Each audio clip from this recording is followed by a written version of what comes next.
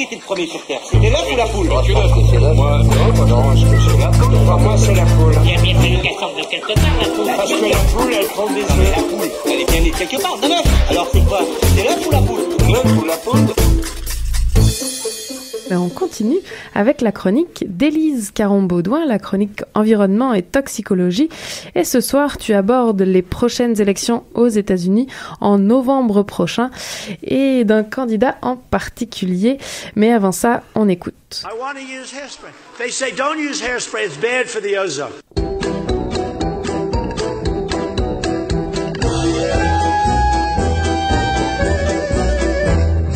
I'm in my room in New York City, and I want to put a little spray so that I can...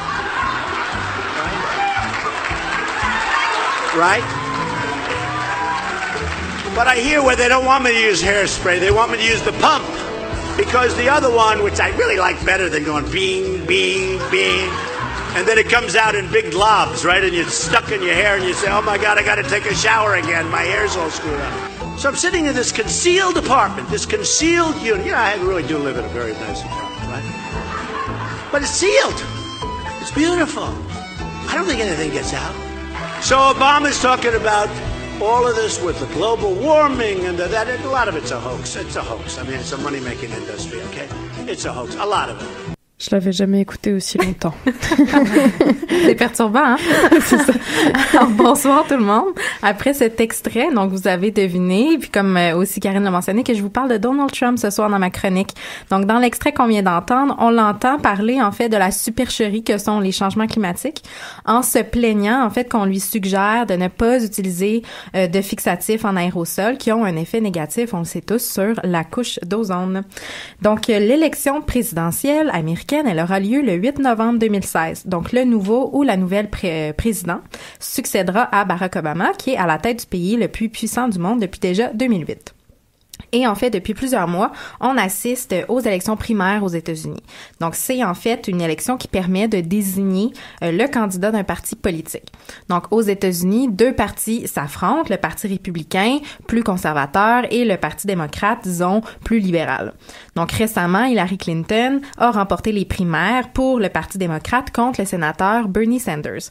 Au Parti républicain, c'est Donald Trump qui a été désigné, au désespoir de plusieurs membres même de son parti. Donc, outre son manque flagrant de diplomatie et ses sorties marquées sur l'immigration, entre autres choses, c'est ses opinions sur les changements climatiques qui laissent perplexe la grande majorité de la planète. Donc, si Donald Trump est élu en novembre prochain, il sera le seul chef d'État au monde à croire que les changements climatiques sont une supercherie. En effet, il y a une étude du Sierra Club qui a compilé les déclarations publiques de représentants et de dirigeants de 195 pays où tous ont appelé à l'urgence d'agir pour réduire les émissions de carbone.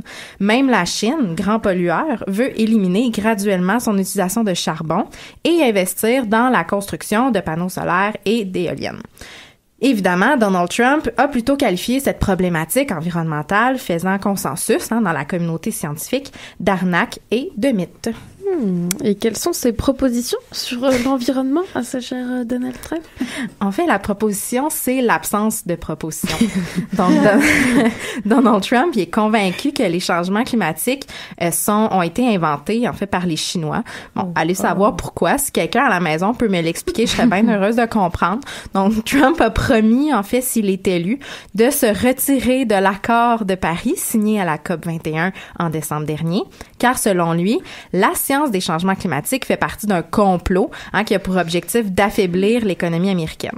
Donc, le programme officiel du Parti républicain doit être ratifié cette semaine à Cleveland lors de leur convention et on assiste à un durcissement idéologique conservateur. Donc, par exemple, le charbon est déclaré comme une source d'énergie propre. L'extraction du charbon, on sait que c'est une source importante de gaz à effet de serre, de mercure, de dioxyde de soufre, pour ne nommer que ceux-ci. Wow. Et quelles sont les prédictions actuelles pour les élections américaines de novembre? En fait, c'est la bonne nouvelle de ma chronique. Merci. Donc, rien. Pour l'instant, les sondages placent Hillary Clinton du Parti démocrate en avance sur son rival. Donc, peut-être que si elle va remporter cette élection, elle aura un budget spécial pour construire un mur autour de la résidence de Trump. Donc, peut-être que ça pourrait être une double bonne nouvelle ce soir. Merci beaucoup, Élise. De rien.